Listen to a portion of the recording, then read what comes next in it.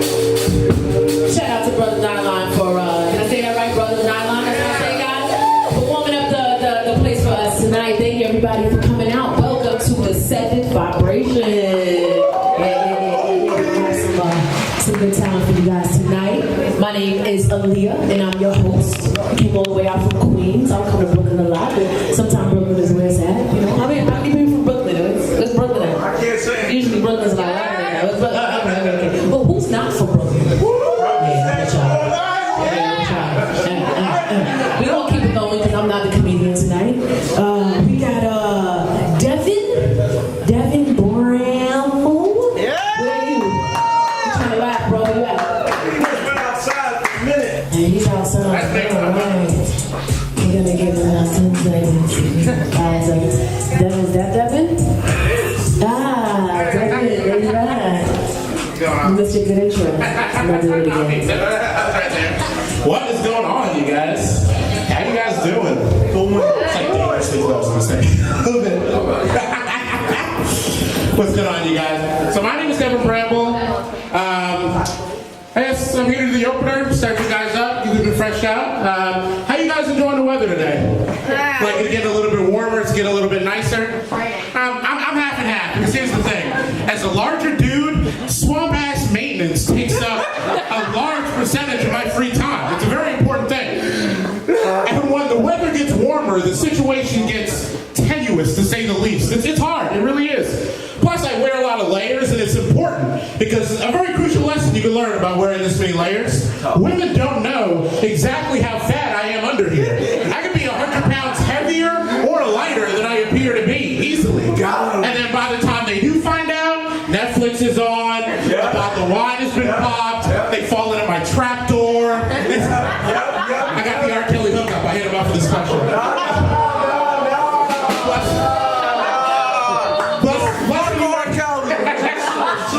Plus, you wear this many layers, it helps, because being a large black man in America, it's good to dress like a substitute English teacher. That works out. Now, I come from the island, I took the train out here, and a fun part of taking the train is you get to see all the Native American names of towns that we pushed out, that we completely got rid of. Kids on the train are like, Mommy, what's Ronkonkoma? And they're like, well, those are the people that were here before us. And they're like, well, what happened to them? Well, we killed the men in battle, and then we pushed the women and children into the sea. Like, were they bad? It's like, I mean, they weren't white, so I don't know. The original punchline of that was they don't have gunpowder, so I don't know. But this doesn't seem like a pro-colonization crowd. I had to edit that one. I had to come out with a backup. It's tenuous out there, guys. I was on the bus the other day, and this homeless dude gets on, and he reeked. I mean, he really smelled. And the guys next to me started to get a little bit upset. And you know what? I understood that they were upset, but at the same time, homeless people have to use the bus too. But then one of the guys starts going, you know what? When this bus stops, we should throw him off.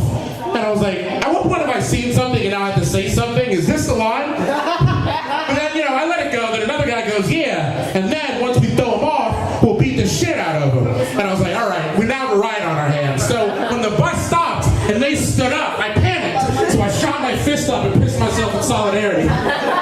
Straight 1968 Olympics, just like Jesse Owens would have wanted. So when the bus stopped, they threw me off the bus and beat the shit out of me. It was a rough go. So I've been spending a lot of time indoors. I rewatched all the Harry Potter movies recently. You guys seen all the Harry Potter movies? I've noticed that the Harry Potter movies has an odd trend as they go on. Harry's relationship with Voldemort becomes increasingly homoerotic. I mean, in the first movie, he's always just trying to kill him by any means. In the later movies, he's always got him tied up to a post. He's this close to his face. He's like, I finally got you, Harry Potter. Like, is he about to open mouth kiss that 14-year-old boy? I don't see how many followers left. What the fuck is going on? In the beginning of the movies, Harry's scars hurt. Like, he's like, they're in pain. In the later movies, he's running through hallways and he's like, he's coming. He's coming, you're coming. What the fuck was that? I was getting upset, man. I can turn that shit off. But it's weird. It reminds me of an article I was reading recently where there's been this trend in the Midwest where towns are taking their pedophiles and they're putting them in like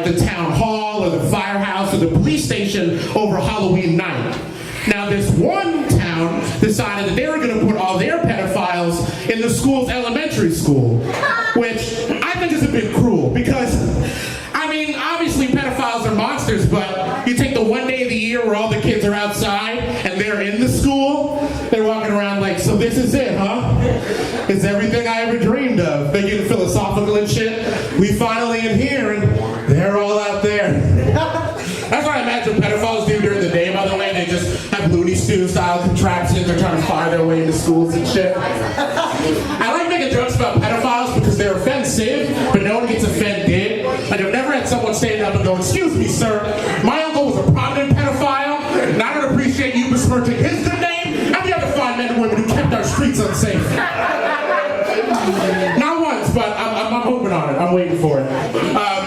One time, I mean, I had some weird thoughts, but they come from a certain place. I've had some weird experiences. One time, I was in a not a 7-Eleven, I was in a Staples, and I was cornered by an old man. I wasn't like a child and he was a pedophile, like, I worked there, and he comes up, and he's telling me about this girl that he's seeing, and he's like this 85-year-old Vietnam vet. He's got the hat and everything, and he's describing her, and he's talking about her, and then he eventually starts talking about the sex they're having, and anytime a grown man talks to me about sex, I fucking blank out. Like, I just immediately just go to my happy place. I just think about buffalo wings and shit. So he's going on about this girl, then he goes, you want to see a picture? And I'm like, internally, no, but I mean, the customer's always right, I guess. So he takes out this picture, and this woman is butt naked and about 600 pounds. Now, to be fair, my nudes aren't great either. The only people I send them to are Ripley's Believe It or Not, and to this day, they do not believe it. They refuse to. It's hoax every time. They're not a fan. But I have this instant look of disgust on my face, and he sees this, and he's hurt, and I'm hurt that he's hurt. So he goes, what, she's not beautiful? And trying to placate him, I go, nah, man, she's gorgeous. And he goes, yeah, I bet, better than whatever fat piece of shit you're fucking. What? He didn't have to come at me like that after I did him a favor.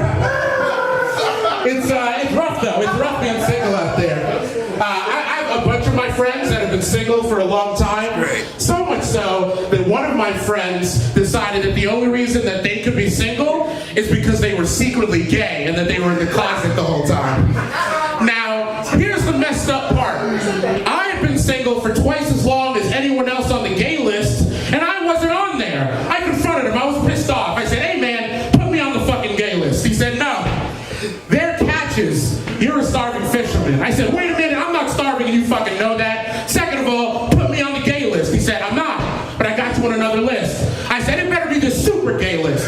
I said, no, it's Suicide Watch. So, you know what, damn, that's why you make the list. That's why you do you and I do me, I guess. Yeah, a lot of people are single. In fact, there's this trend I've been noticing. This trend called boyfriend clothes. And it's a type of women's clothing, right? Sweatshirts with long sleeves and really baggy sweatpants that are meant to emulate clothes that women would borrow from a boyfriend. Now, when I heard about this, I was excited. I rushed down to the men's clothing store to see if they had any girlfriend clothes there, but I still gotta buy my used panties online. They told me the idea wasn't quite retail ready. Now, to be fair, you don't have to go online. You can stand next to the return desk at Macy's. Like, how much they gonna give you for that? Because I'm a gentleman of means, and I'm prepared to make you an offer you can't refuse. They actually call me the godfather of used underwear. And by they call me, I mean that's what it says under alias on my rap sheet. Yeah, I end up thinking about my sexuality a lot, and I've been thinking that I probably prefer to have a threesome with a guy and a girl instead of two women, because hear me out.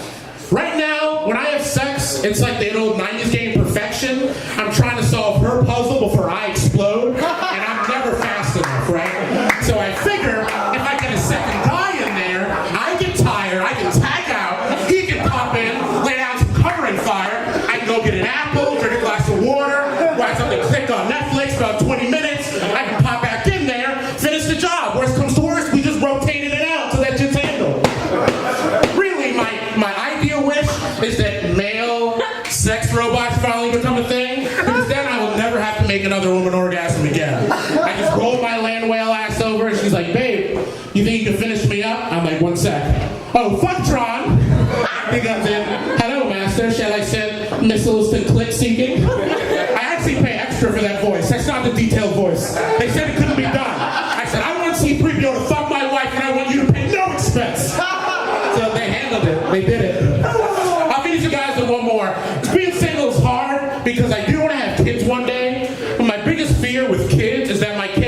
successful, well-adjusted human being, and I am not at all. My biggest fear is my son will come home and he'll be like, Dad, I had the best day today. I came in and I heard they made me captain of the football team. And then I find out that I got all A's the whole semester. And then, after school, I find out that they're making me the captain of the debate team. And I'm like, son, that is so fucking terrible. I mean, I raised you on a steady diet of fast food, anime, and my own mediocrity. And this is what you do with that gift? I bet you're not even depressed. He said, depressed? But why, Father? Life is the hope that springs eternal. I said, get the fuck out of my house, Jesus Christ. Why could you be like your 400-pound brother? He's the virgin I raised. You? I just don't know about you.